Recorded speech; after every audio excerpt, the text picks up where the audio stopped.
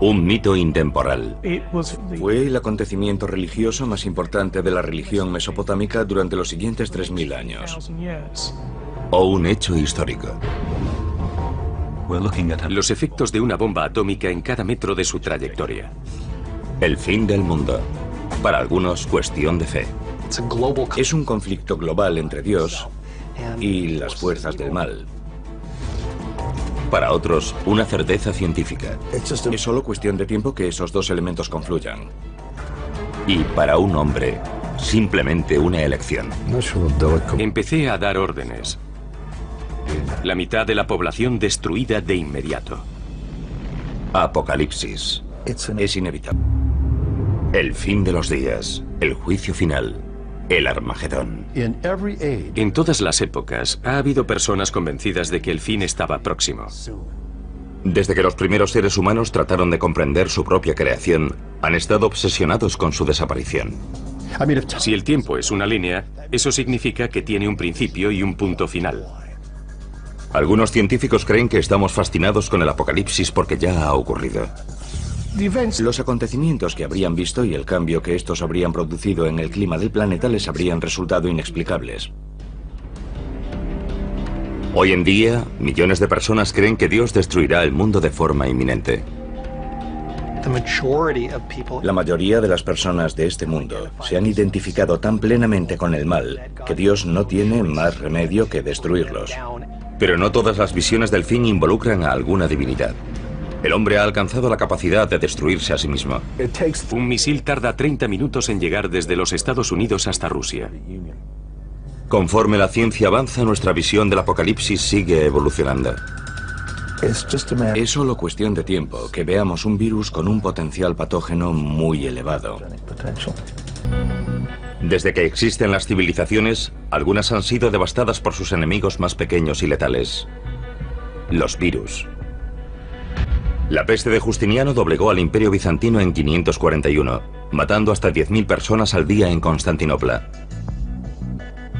Siglos más tarde, unas bacterias que pasaron de una rata a los humanos cambiaron el curso de la historia de Europa a mediados del siglo XIV.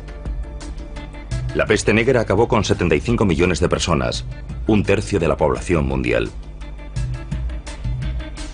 Se calcula que en 1918 la gripe española mató a 15 millones de personas en 2 años.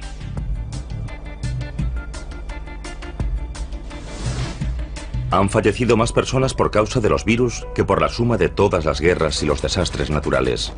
Sin embargo, olvidamos constantemente el pasado, como si no quisiésemos afrontar la posibilidad de una pesadilla futura. Un apocalipsis vírico capaz de provocar la extinción de la humanidad.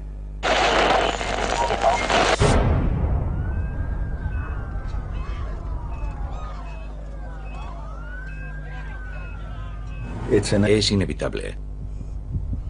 El planeta está mucho más poblado. Somos mucho más interdependientes. Nos trasladamos continuamente y los virus pueden propagarse del mismo modo y aprovechar la oportunidad de recombinarse con otros virus.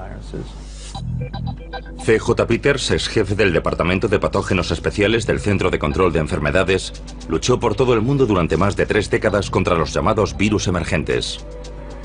En la actualidad trabaja para impedir que escapen a nuestro control nuevas enfermedades no identificadas. Cada vez tenemos más contacto con el mundo natural que nos rodea, especialmente con monos, que son cazados en la selva y consumidos como alimento. Esos primates contienen virus que están intentando continuamente entrar en nosotros, por así decirlo. En 2003, Peters colaboró en gran medida a evitar en Taiwán una catástrofe causada por el virus del SARS, síndrome respiratorio agudo severo. Algunos virus se contagian entrando en contacto con la sangre o los fluidos corporales de un paciente infectado. Pero con el virus del SARS basta con una tos. Fue una situación extremadamente peligrosa, un virus capaz de propagarse por todo el mundo. La tasa de mortalidad de la variante del virus del SARS de 2003 fue solo del 10%, pero se propagó rápidamente. El paciente que dio origen a la epidemia fue un médico que cayó enfermo en China y que viajó a Hong Kong en busca de tratamiento y se registró en un hotel. Otros huéspedes de ese hotel propagaron el virus por todo el mundo. Vietnam, Singapur, Alemania, los Estados Unidos, Irlanda y sobre todo Canadá. El virus se propagó partiendo de una única persona en ese hotel literalmente por todo el mundo. 8.000 infecciones más tarde, la Organización Mundial de la Salud formuló una serie de recomendaciones para los viajes. Por suerte, la propagación de la enfermedad fue detenida antes de alcanzar proporciones planetarias. Millones de personas tuvieron que usar mascarillas y ser puestas en cuarentena. Pero hay innumerables virus letales que mutan constantemente, buscando nuevas combinaciones para penetrar en los seres humanos y propagarse más rápido. Uno de ellos es el virus del ébola. Tiene una tasa de mortalidad muy elevada, del 50 al 90%, dependiendo de su virulencia. Y el virus del ébola circula por la naturaleza, principalmente en los murciélagos. Rara vez se propaga a otras especies, como la humana. Cuando lo hace, los resultados son devastadores. En 1976, un maestro de escuela de Yambuco, en el Zaire, la actual República Democrática del Congo, regresó de un viaje por las zonas rurales con mucha fiebre. Le diagnosticaron malaria y recibió tratamiento. Comenzó a vomitar sin control y después a sangrar por la nariz, la boca y el ano. Finalmente comenzó a sangrar por los ojos y la piel conforme sus órganos comenzaban a licuarse. 14 días después había fallecido. En pocos días, 318 personas de su entorno manifestaron los mismos síntomas. 280 de ellas fallecieron poco tiempo después. Se han producido 18 brotes de ébola en África durante las 2 últimas décadas. La más reciente en Uganda, en diciembre de 2007. Si bien cada brote de ébola porta una mutación ligeramente diferente, el virus aún no ha aprendido a transmitirse por el aire. Los virus tienen la misma única finalidad que todas las especies, y es la de propagarse. Es un problema que todas tienen que resolver, pero si el ébola consigue superar esa barrera, tendremos un serio problema. En 1989, el virus ébola superó una de esas barreras. Entonces trabajaba en Fort Detrick, Maryland, en un laboratorio, el Instituto de Enfermedades Infecciosas del Ejército de los Estados Unidos. Y uno de mis colegas entró con una microfotografía y me preguntó, ¿qué crees que es esto? Y le dije, una microfotografía del virus del ébola. Y dijo, ¿y si te dijera que procede de un mono de Reston, Virginia? Y contesté, joder.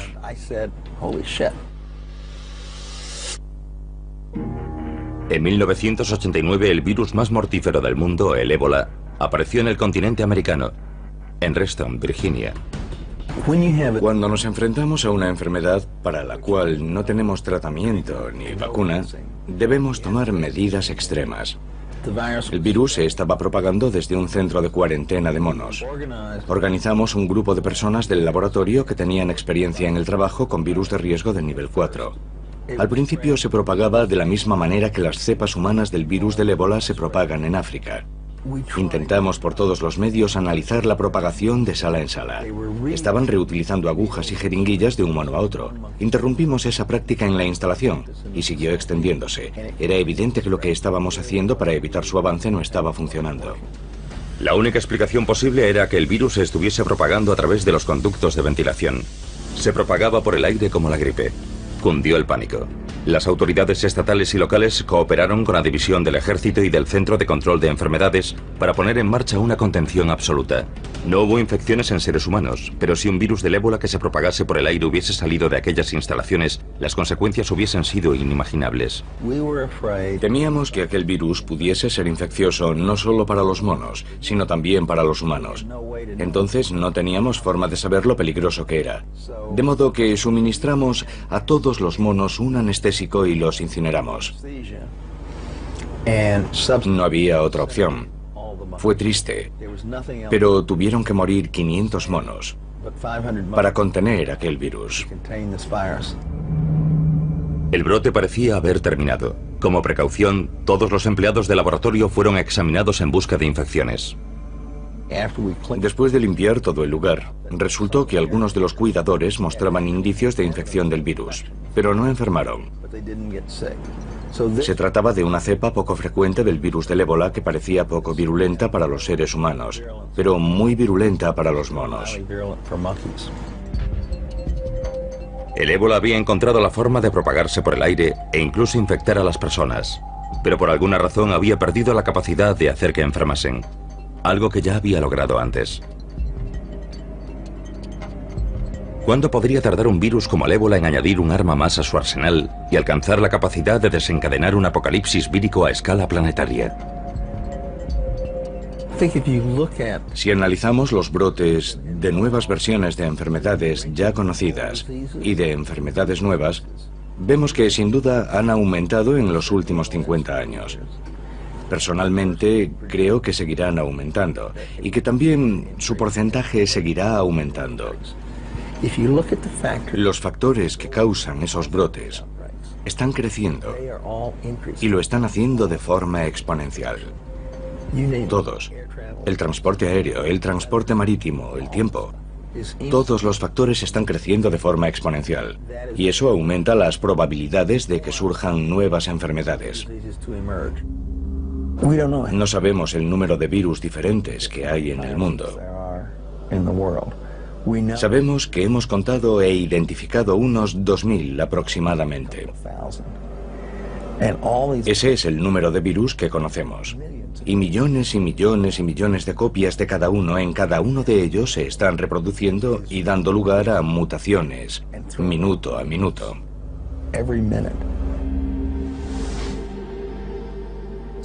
Tenemos los dos extremos del espectro. Contagioso, pero poco virulento. Poco contagioso, pero muy virulento. Y es solo cuestión de tiempo que ambos acaben coincidiendo. Es algo inevitable.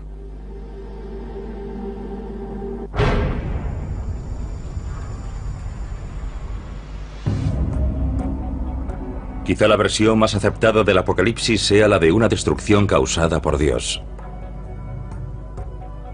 En todos los años y todas las décadas, en todo momento, hay personas en algún lugar del mundo con carteles diciendo que el fin se acerca. Vendamos nuestras posesiones y huyamos a las montañas. El judaísmo, el cristianismo y el islam comparten una visión del fin. Un día del juicio final durante el cual el mundo será destruido y los elegidos lograrán la vida eterna. Esa concepción apocalíptica que tanto ha influido en el judaísmo, el cristianismo y el islam procede en parte de la antigua Persia, de los antiguos zoroastrianos. Los zoroastrianos de aquella época a menudo tenían una concepción dualista. El mundo es el campo de batalla de la lucha entre el bien y el mal. Ya en el siglo XII a.C., los zoroastrianos creían vivir inmersos en un conflicto entre el orden y el caos. Finalmente el orden prevalecería, señalando el final del tiempo y la reestructuración del universo. Uno de los aspectos más interesantes desde el punto de vista apocalíptico es el hecho de que, por lo general, durante los momentos de aflicción y angustia, el apocalipsis es muy popular. En la actualidad, las profecías sobre el fin de los días han generado una megaindustria. Libros, programas de televisión y radio transmitidos a todo el mundo generan decenas de millones de dólares para los pastores armagedonistas solo en los Estados Unidos. Pero ¿cómo concilian los armagedonistas su vida cotidiana con la creencia en un final inminente? Jesús vendrá, Dios vendrá y destruirá el mal en todo el mundo. Steve Wolber tiene 49 años y es un pastor del fin de los días. Es el propietario de White Horse Media, un grupo cristiano que crea programas de televisión y radio sobre la relevancia del fin de los tiempos. Actualmente está escribiendo su 16º libro sobre las profecías. La mayor parte de su trabajo se ha centrado en uno de los libros de la Biblia, el Apocalipsis. Lo que captó mi interés no fue solo la historia de su vida, sino el libro del Apocalipsis y el concepto de que las profecías no solo predijeron que vendría una vez, sino que regresaría. El mal está por todo el mundo. En el Apocalipsis hay misterios que necesitamos comprender. Existen organizaciones cristianas por todo el país, yo diría que cientos, y muchas de ellas se centran en las profecías, como la nuestra. Pero nosotros creemos que muchas de ellas no comunican una información precisa. Una de nuestras especialidades es separar los hechos de la ficción en las profecías de la Biblia y los acontecimientos relacionados con el fin de los tiempos, y ofrecer una perspectiva más general. Lo que nos diferencia es la verdad. Envíenos sus preguntas. Hoy hablaremos del Armagedón, del libro del Apocalipsis. Steve no llegó a la devoción religiosa por el camino más directo. Como muchos otros adolescentes de los años 70, el cristianismo no era en absoluto una de sus prioridades. Crecí en Hollywood Hills, en un hogar judío muy laico. No sabía nada de Dios ni de la Biblia. Cuando tenía 14 años, un amigo me ofreció un cigarrillo y me pasé 6 años fumando marihuana. La marihuana me llevó al alcohol, y a la cocaína y al LSD. 2 de mis amigos murieron por sobredosis de drogas. Con el tiempo empecé a pensar que estaba yendo en la dirección equivocada y necesitaba ayuda. Un día estaba en Palm Springs con un grupo de amigos durante unas vacaciones de primavera. Había una camioneta y en la parte trasera iba un grupo de cristianos. Les dije, soy ateo.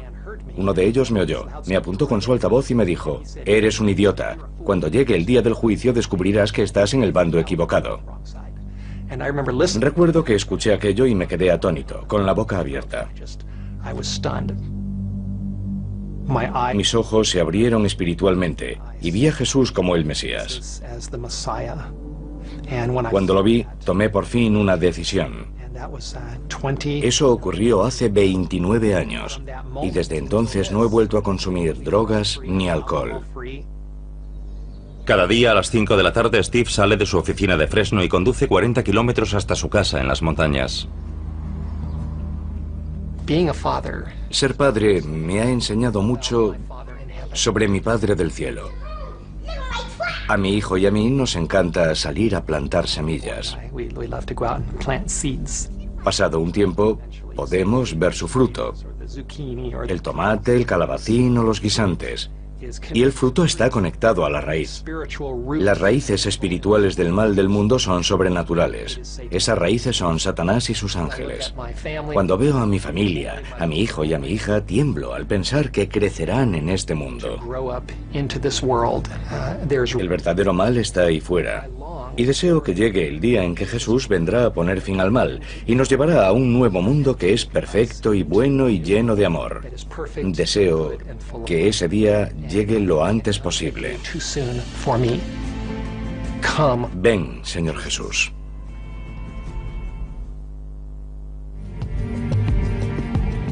Steve Wohlberg lleva casi 30 años interpretando la Biblia como una receta para el fin del mundo. Y no podría estar más entusiasmado al respecto. Steve se reúne periódicamente con otros pastores del fin de los tiempos en una mesa redonda para poner de manifiesto que las profecías bíblicas sobre el fin del mundo están ocurriendo ahora mismo. Sabemos por Lucas 21 que Jesús predijo que habría indicios, que se producirían grandes acontecimientos no solo en la tierra, sino en el mundo que nos rodea, que nos están diciendo que el gran día está próximo. Mateo 24 nos ofrece una verdadera lista. El versículo 6 nos dice, y oiréis de guerras y rumores de guerras, y habrá pestes y hambrunas y terremotos en diferentes lugares. Ya lo estamos viendo. Ha habido un terremoto en China. Creo que han quedado 80.000 personas bajo los escombros. Hay quien dirá que ya hemos sufrido terremotos y guerras antes, pero creo que en estos tiempos los estamos viendo con más frecuencia. En todo el mundo se están produciendo simultáneamente una sucesión de desastres cada vez mayores. Centrémonos en Lucas 25, en el rugido del mar y las olas. Jesús nos dice que los corazones de los hombres les fallarán por miedo, y la principal causa de muerte en los Estados Unidos son las enfermedades cardíacas. Y nos dice que Babilonia, la potencia llamada Babilonia, trataría de unir de nuevo al mundo. Si alguien ha hecho 10 predicciones y 9 de ellas se han cumplido, sería un buen indicador de que la 10ª también está en camino. Y en Lucas 21 Jesús dice, cuando veáis ocurrir todas estas cosas, sabed que está cerca, incluso a las puertas. Ya casi es el momento. Tras décadas de investigación, Steve Wohlberg cree saber la gran verdad sobre cómo se desarrollará el fin de los tiempos. Se trata de un conflicto global entre Dios y las fuerzas del mal. En algún momento se producirá algún tipo de crisis global. Cuando todos hayan escogido entre Dios y el diablo, se cerrará una puerta en el cielo. Y la Biblia dice, y los reunió en el lugar llamado Armagedón y las ciudades de las naciones cayeron. Y eso incluye Tokio, Moscú, París, Los Ángeles, incluso Roma. Aparecerá una señal en el cielo. La gente mirará hacia arriba y pensará, ¿es un pájaro? ¿Es un avión? ¿Es un satélite? ¿Qué es? Se acercará más y será nada menos que Jesucristo llegando en un caballo blanco para liberar a su pueblo y rescatar a los que se han levantado por él, rodeado de ángeles, miles de millones de ángeles. La trompeta sonará, los ángeles invadirán la atmósfera y luego reconstruirá un nuevo cielo y una nueva tierra. A ver, cariño, ¿quieres que coja yo la caña? La triste realidad es que la mayoría de la gente de este mundo se ha identificado tanto con el mal, que Dios no tendrá más remedio que acabar también con ellos. A pesar del sombrío futuro, Steve ha logrado equilibrar su vida laboral y familiar. No puedo aislarlos totalmente. Quiero prepararlos, quiero darles formación. No soy de los que huyen de la realidad. El último día Dios no nos juzgará según nuestra religión. Dios juzgará al mundo según unas normas básicas, el bien y el mal. Esto es lo que me ha enseñado lo que está bien y lo que está mal. Mi hijo es consciente de que cuando llegue Jesús, todo el mundo arderá y creará un mundo nuevo. Y yo le digo que será genial y que estamos deseando verlo. Esa es la buena noticia. No temo el Armagedón. Rezo al Señor. Si eso es lo que hace falta para poner fin al mal, adelante. Estoy listo.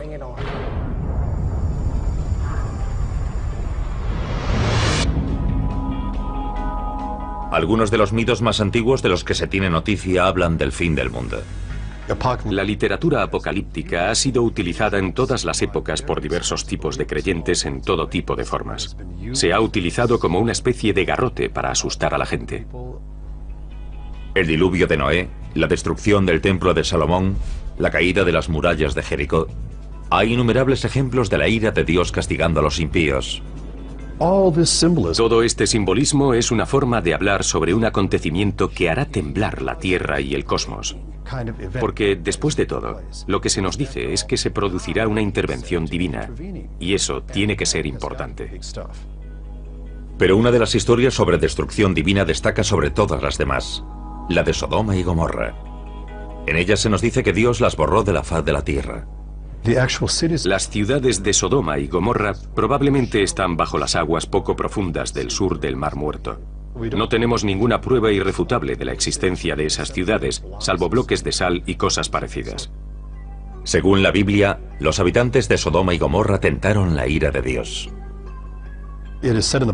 La Biblia dice que Sodoma y Gomorra se habían entregado a la carne y a la inmoralidad, y que Dios destruyó ambas ciudades enviando fuego y azufre por causa de tal corrupción. Aunque no sepamos dónde están las ciudades de Sodoma y Gomorra, su historia pervive.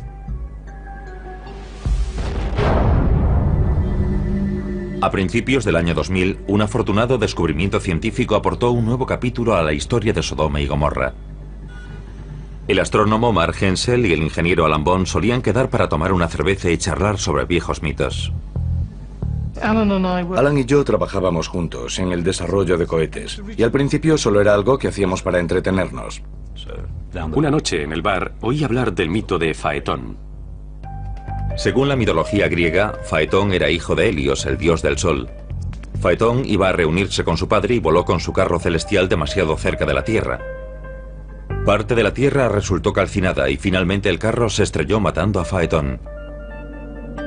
Platón escribió acerca del mito de Faetón en el Timeo, su tratado teórico sobre física universal. Platón deja muy claro que el mito de Faetón no es un mito, sino algo que ocurrió realmente. Un sacerdote egipcio contó a uno de los antepasados de Platón que los objetos celestes son inestables y a veces ocurren esas cosas. Bond descubrió que otros mitos contenían referencias similares a objetos abrasadores que caían desde el cielo, diezmando regiones del antiguo Mediterráneo, entre ellas la supuesta ubicación de Sodoma y Gomorra. Buscamos otros mitos y leyendas que pudiésemos relacionar con ella e intentamos agruparlos según el lugar en donde ocurrían o el aspecto que pudo haber tenido un fenómeno celeste para dar lugar a un mito de este tipo. Algunos mitos hablan de fuego en el cielo, mientras que otros hablan de devastación en la superficie. Uno de estos mitos es la historia de Deméter, la diosa griega de la cosecha. Cuando su hija Perséfone fue raptada por Hades, el señor del inframundo, Deméter la buscó en vano por la tierra.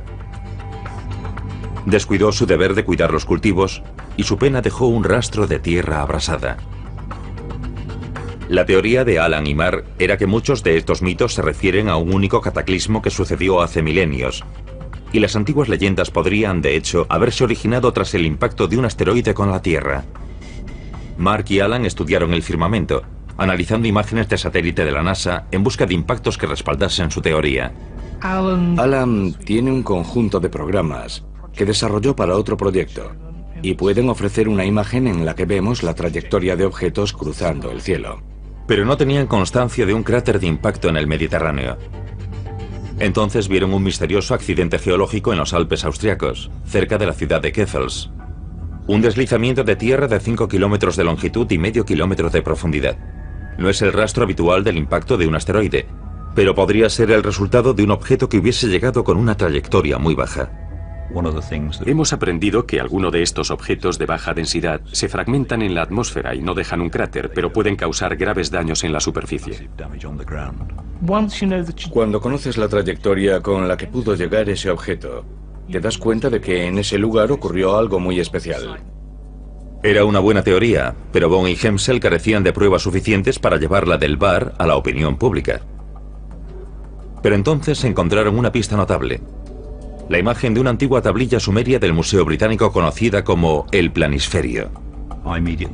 Inmediatamente me puse en guardia y pude ver que en aquella curiosa tablilla sumeria figuraban muchas referencias como la constelación de Piscis, que aparecía con mucha claridad. Era un documento con muchos elementos astronómicos. Nos dice cómo era el cielo aquella noche, cómo estaban situados los planetas, las posiciones de las constelaciones en el cielo.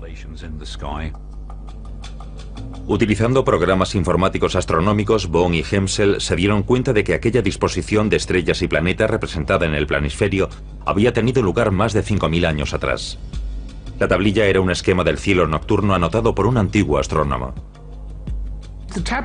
La tablilla está escrita en sumerio, con caracteres cuneiformes. Entonces ninguno de nosotros sabía leer sumerio. Así que debíamos aprender a leer la escritura cuneiforme para luego traducir la tablilla. Cuando empezaron a descifrar el planisferio, vieron que habían descubierto algo importante. Esa tablilla mostraba el acontecimiento religioso más importante de toda la región mesopotámica.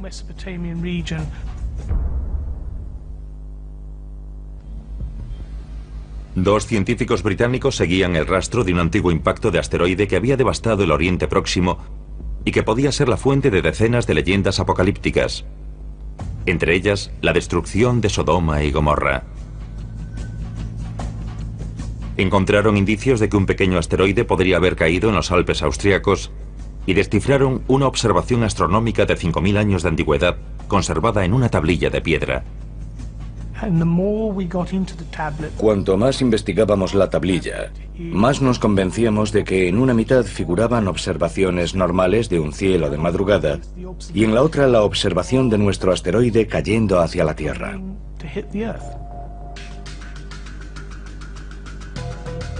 El objeto fue visto durante unos 4 minutos y medio. Se parece a la Luna, pero su tamaño es una décima parte. Y cruza el cielo con la misma velocidad aparente que un avión. Un avión que cruzase el cielo a gran altura. Era la venganza de Dios cayendo sobre Sodoma y Gomorra. Un asteroide con un diámetro de más de 1 kilómetro acercándose a la Tierra a 14 kilómetros por segundo. Creamos un programa informático que da una imagen de este objeto cruzando el cielo.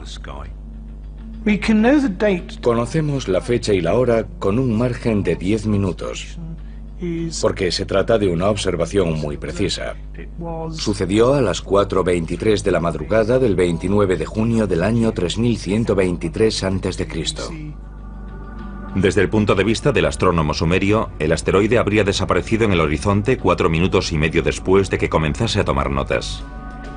30 segundos después, el asteroide sobrevolaba Grecia, donde entró en la atmósfera de la Tierra. La gigantesca bola de fuego en el cielo de Atenas podría haber generado el mito de Faetón y la caída de su carro.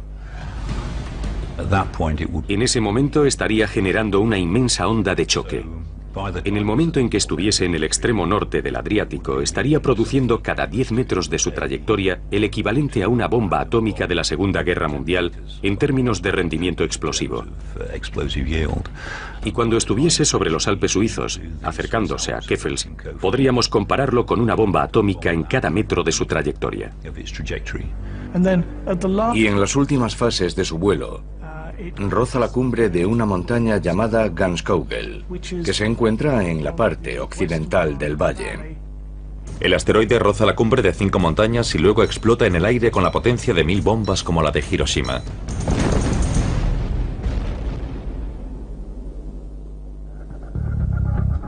El valle que rodea Keffels sufre un gigantesco desplazamiento de tierra.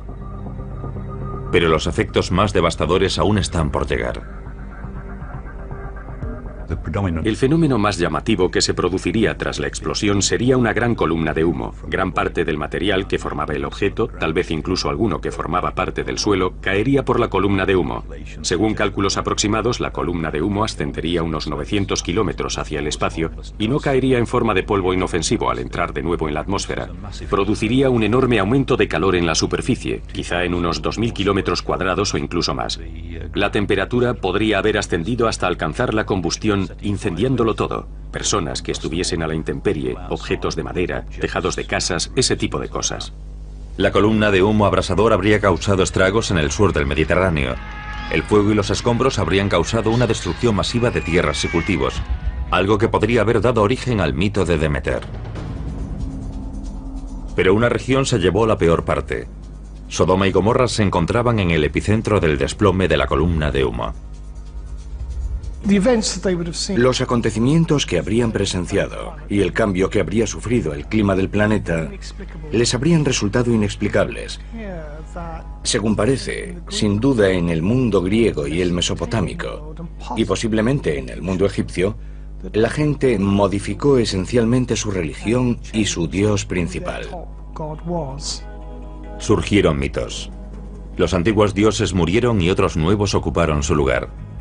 Los supervivientes habrían buscado una razón por la cual Dios habría hecho llover fuego sobre ellos. Algunos habrían culpado a sí mismos y habrían cuestionado su moralidad.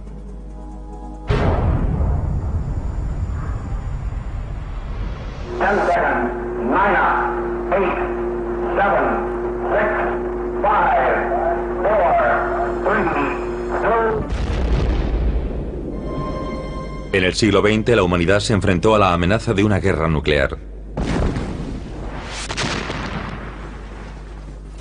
El mundo podía llegar a su fin con solo pulsar un botón.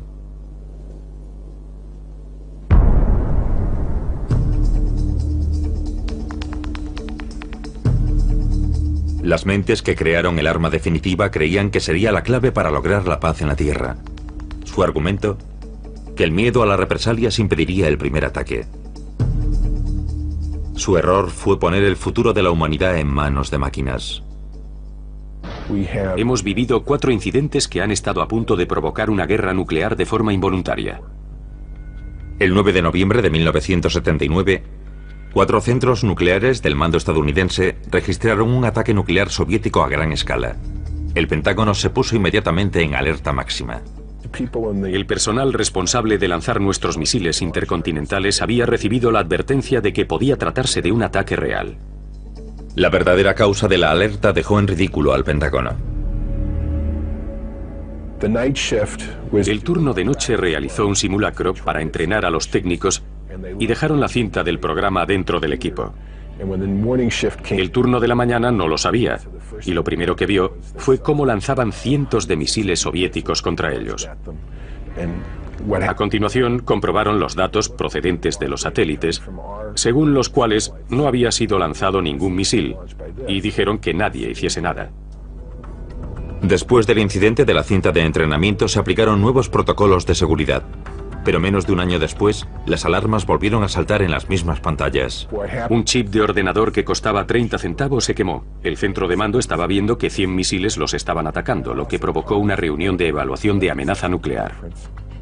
A pesar de las mejoras constantes, los ordenadores de alerta temprana estaban funcionando a su máxima capacidad. Un misil tarda 30 minutos en llegar desde Rusia hasta los Estados Unidos o desde los Estados Unidos hasta Rusia por el Polo Norte. En aquel entonces, tanto los Estados Unidos como la Unión Soviética estaban paralizados en un punto muerto nuclear. Los misiles podían lanzarse cada vez más rápido y a la menor provocación. Y los soviéticos estaban intentando poner en marcha un sistema de alerta temprana con el que poder detener un primer ataque de los Estados Unidos que pudiese acabar por completo con su arsenal nuclear. A principios de 1983, Stanislav Petrov era teniente coronel de las Fuerzas de Misiles Estratégicos Soviéticos, especializado en el desarrollo de un sistema de alerta nuclear por satélite, diseñado para detener un primer ataque estadounidense. Después de graduarse, fue enviado a una nueva instalación de alerta temprana, Serpukhov 15, situada cerca de Moscú. Cuando llegamos, solo había unas pocas casas. Nadie sabía nada. No había nada. Tuvimos que empezar todo desde cero.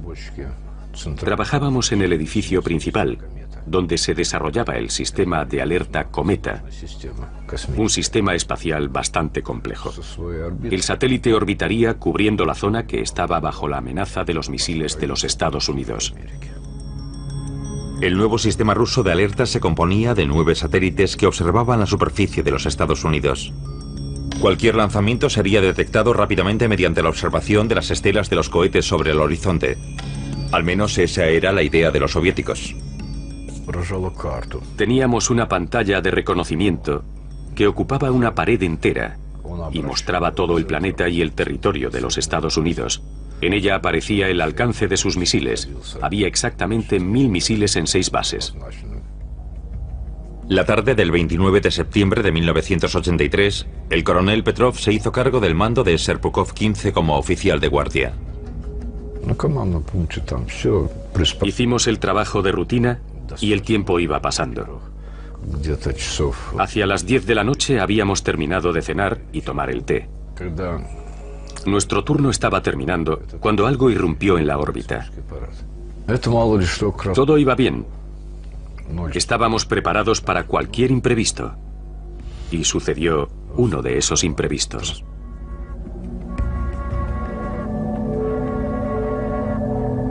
El coronel Petrov recibió una señal que confirmaba un ataque nuclear estadounidense. Había un gran aviso en letras enormes, como un estandarte de guerra a la altura de mis ojos. Inicio. La sirena aulló. Empezaron a llegar informes sobre el lanzamiento de un misil desde los Estados Unidos de América. La primera reacción fue de sorpresa. Acababa de ocurrir algo para lo que debíamos estar preparados. Tenía delante un indicador y a su izquierda se iluminó el alcance de uno de los misiles estadounidenses. Junto a él aparecía un 1 que indicaba el lanzamiento de un misil. El nivel de probabilidad estaba al máximo. El ordenador soviético de alerta temprana tenía que superar 30 niveles de control de seguridad antes de confirmar el lanzamiento de un misil. El equipo se apresuró a comprobar la autenticidad de la señal. Solo disponían de 28 minutos hasta el impacto. Empecé a dar órdenes. Todos a sus puestos, comprueben todos los parámetros, hagan esto y lo otro, según las instrucciones. Todo parecía confirmar el lanzamiento salvo una cosa. No había sido confirmado visualmente. Superar los 30 niveles de defensa era algo serio. Debido a la falta de confirmación visual, Petrov decidió esperar antes de informar al alto mando militar de lo que estaba sucediendo. Yo era la primera fuente de información y existía el riesgo de que, en cuanto tomase la decisión de que aquel lanzamiento era real, el resto de la cadena de mando siguiese ciegamente mis conclusiones. Es lo mismo que sucede en un gallinero. En cuanto el primer pollo se pone en marcha, el resto lo sigue por todo el pueblo. Petrov fue incapaz de encontrar ningún fallo en el sistema y la situación empeoró. Saltó otra alarma. El sistema indicó otro misil. Y luego un tercero, cuarto, quinto. Todo en 5 minutos. Ahora los monitores superiores indicaban un ataque con misiles. Petrov debía tomar una decisión, una de las más importantes de la historia. Cuando se produce un lanzamiento masivo es imposible pasarlo por alto.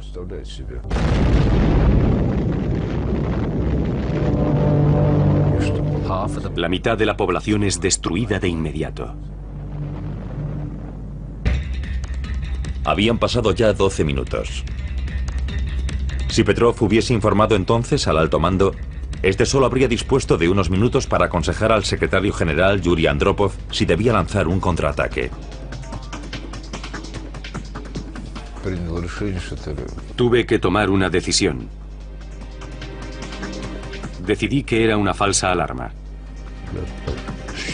Finalmente decidí que sería menos perjudicial clasificar los cohetes detectados como falsas alarmas.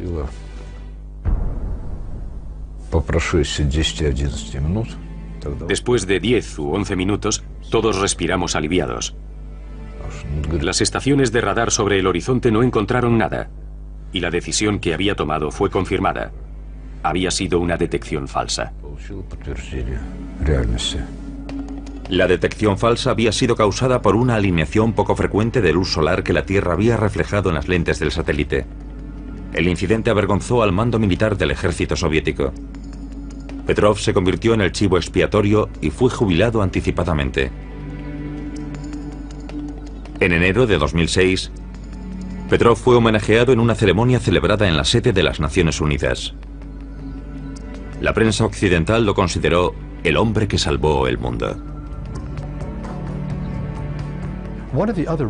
Otra de las razones por las que el fin del mundo despierta tanta fascinación en la actualidad es el hecho de que cada vez somos más conscientes de todas nuestras interesantes y en ocasiones diabólicas posibilidades para acabar con nosotros mismos. Todos sabemos algo sobre armas de destrucción masiva, sobre la guerra nuclear, sobre enfermedades terribles que pueden diezmar una población.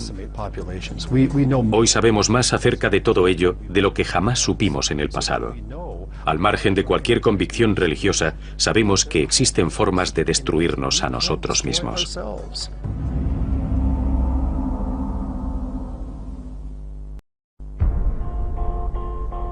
Un mito intemporal. Fue el acontecimiento religioso más importante de la religión mesopotámica durante los siguientes 3000 años. O un hecho histórico. Los efectos de una bomba atómica en cada metro de su trayectoria. El fin del mundo. Para algunos, cuestión de fe. Es un conflicto global entre Dios y las fuerzas del mal. Para otros, una certeza científica. Es solo cuestión de tiempo que esos dos elementos confluyan. Y para un hombre, simplemente una elección. Empecé a dar órdenes. La mitad de la población destruida de inmediato.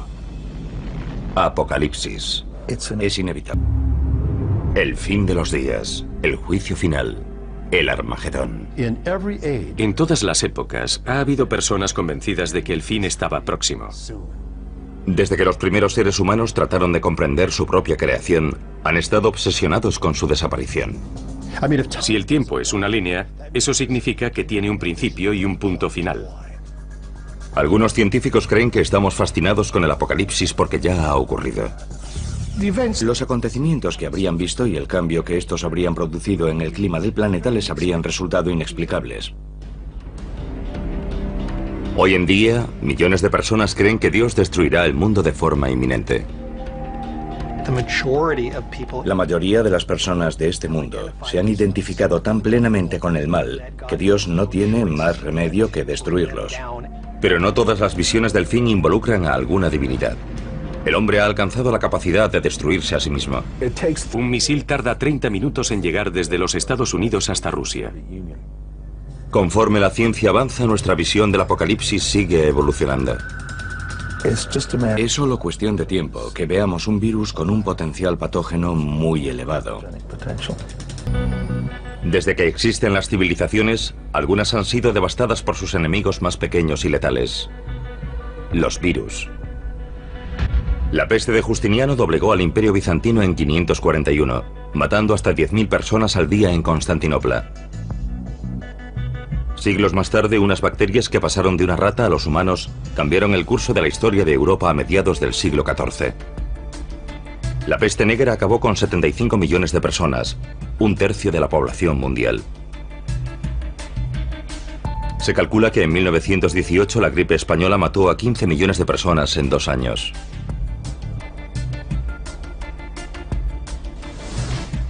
Han fallecido más personas por causa de los virus que por la suma de poner en marcha una contención absoluta. No hubo infecciones en seres humanos, pero si un virus del ébola que se propagase por el aire hubiese salido de aquellas instalaciones, las consecuencias hubiesen sido inimaginables.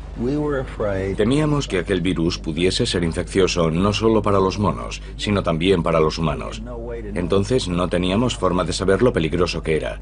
De modo que suministramos a todos los monos un anestésico y los incineramos. No había otra opción. Fue triste, pero tuvieron que morir 500 monos para contener aquel virus. El brote parecía haber terminado. Como precaución, todos los empleados del laboratorio fueron examinados en busca de infecciones. Después de limpiar todo el lugar, resultó que algunos de los cuidadores mostraban indicios de infección del virus, pero no enfermaron. Se trataba de una cepa poco frecuente del virus del ébola que parecía poco virulenta para los seres humanos, pero muy virulenta para los monos. El ébola había encontrado la forma de propagarse por el aire e incluso infectar a las personas, pero por alguna razón había perdido la capacidad de hacer que enfermasen, algo que ya había logrado antes. ¿Cuándo podría tardar un virus como el ébola en añadir un arma más a su arsenal y alcanzar la capacidad de desencadenar un apocalipsis vírico a escala planetaria? Si analizamos los brotes de nuevas versiones de enfermedades ya conocidas y de enfermedades nuevas, vemos que sin duda han aumentado en los últimos 50 años. Personalmente, creo que seguirán aumentando y que también su porcentaje seguirá aumentando. Los factores que causan esos brotes están creciendo y lo están haciendo de forma exponencial. Todos. El transporte aéreo, el transporte marítimo, el tiempo. Todos los factores están creciendo de forma exponencial y eso aumenta las probabilidades de que surjan nuevas enfermedades. No sabemos el número de virus diferentes que hay en el mundo. Sabemos que hemos contado e identificado unos 2000 aproximadamente. Ese es el número de virus que conocemos. Y millones y millones y millones de copias de cada uno en cada uno de ellos se están reproduciendo y dando lugar a mutaciones, minuto a minuto.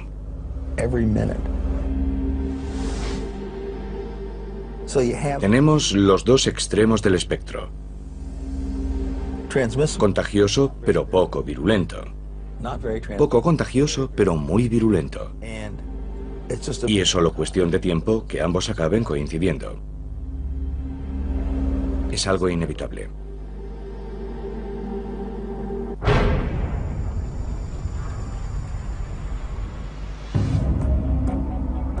Quizá la versión más aceptada del apocalipsis sea la de una destrucción causada por Dios. En todos los años y todas las décadas, en todo momento, hay personas en algún lugar del mundo con carteles diciendo que el fin se acerca. Vendamos nuestras posesiones y huyamos a las montañas. El judaísmo, el cristianismo y el islam comparten una visión del fin. Un día del juicio final durante el cual el mundo será destruido y los elegidos lograrán la vida eterna. Esa concepción apocalíptica que tanto ha influido en el judaísmo, el cristianismo y el islam procede en parte de la antigua Persia, de los antiguos zoroastrianos. Los zoroastrianos de aquella época a menudo tenían una concepción dualista. El mundo es el campo de batalla de la lucha entre el bien y el mal. Ya en el siglo XII a.C., los zoroastrianos creían vivir inmersos en un conflicto entre el orden y el caos. Finalmente el orden prevalecería, señalando el final del tiempo y la reestructuración del universo. Uno de los aspectos más interesantes desde el punto de vista apocalíptico es el hecho de que, por lo general, durante los momentos de aflicción y angustia, el apocalipsis es muy popular. En la actualidad, las profecías sobre el fin de los días han generado una megaindustria. Libros, programas de televisión y radio transmitidos a todo el mundo generan decenas de millones de dólares para los pastores armagedonistas solo en los Estados Unidos. Pero ¿cómo concilian los armagedonistas su vida cotidiana con la creencia en un final inminente? Jesús vendrá, Dios vendrá y destruirá el mal en todo el mundo. Steve Wolber tiene 49 años y es un pastor del fin de los días. Es el propietario de White Horse Media, un grupo cristiano que crea programas de televisión y radio sobre la relevancia del fin de los tiempos.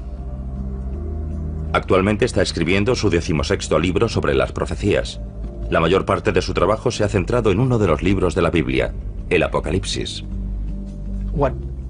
Lo que captó mi interés no fue solo la historia de su vida, sino el libro del Apocalipsis y el concepto de que las profecías no solo predijeron que vendría una vez, sino que regresaría.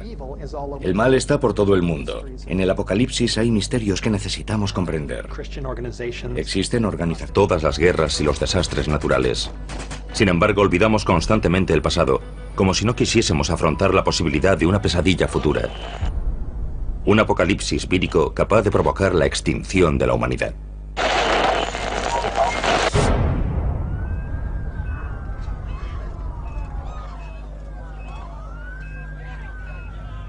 Es inevitable. El planeta está mucho más poblado. Somos mucho más interdependientes. Nos trasladamos continuamente y los virus pueden propagarse del mismo modo y aprovechar la oportunidad de recombinarse con otros virus. C.J. Peters, ex jefe del Departamento de Patógenos Especiales del Centro de Control de Enfermedades, luchó por todo el mundo durante más de 3 décadas contra los llamados virus emergentes. En la actualidad trabaja para impedir que escapen a nuestro control nuevas enfermedades no identificadas. Cada vez tenemos más contacto con el mundo natural que nos rodea, especialmente con monos, que son cazados en la selva y consumidos como alimento.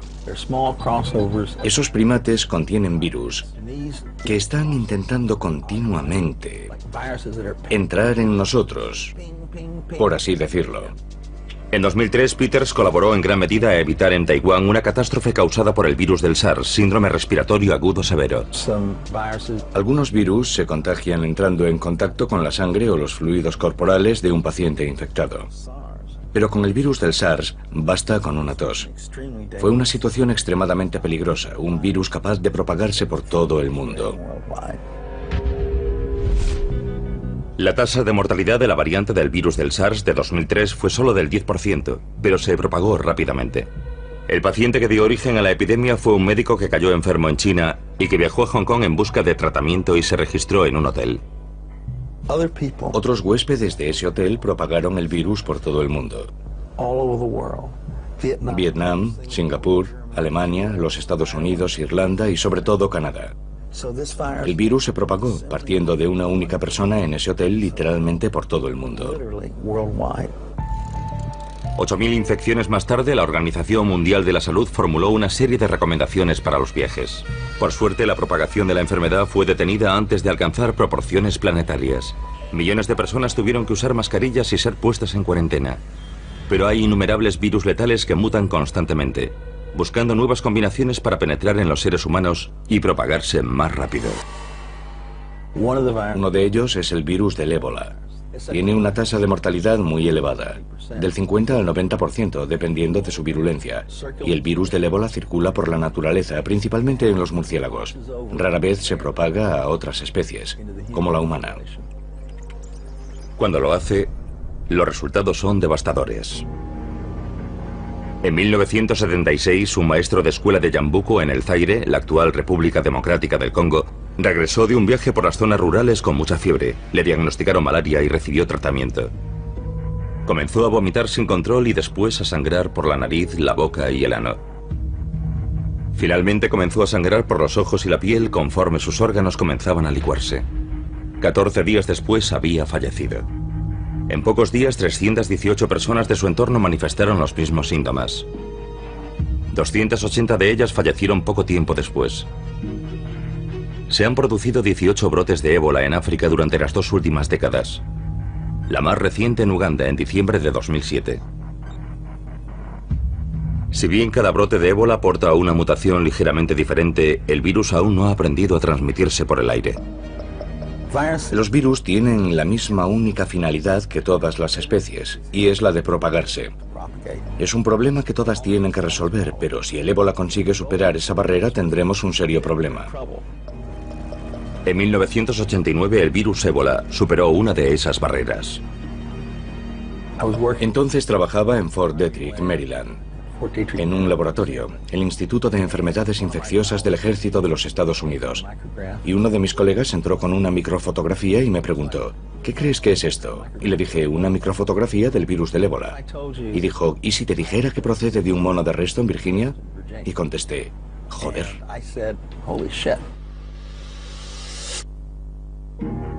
En 1989 el virus más mortífero del mundo, el ébola, apareció en el continente americano, en Reston, Virginia. Cuando nos enfrentamos a una enfermedad para la cual no tenemos tratamiento ni vacuna, debemos tomar medidas extremas. El virus se estaba propagando desde un centro de cuarentena de monos. Organizamos un grupo de personas del laboratorio que tenían experiencia en el trabajo con virus de riesgo de nivel 4.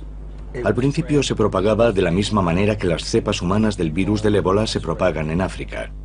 Intentamos por todos los medios analizar la propagación de sala en sala. Estaban reutilizando agujas y jeringuillas de un mono a otro. Interrumpimos esa práctica en la instalación y siguió extendiéndose. Era evidente que lo que estábamos haciendo para evitar su avance no estaba funcionando. La única explicación posible era que el virus se estuviese propagando a través de los conductos de ventilación.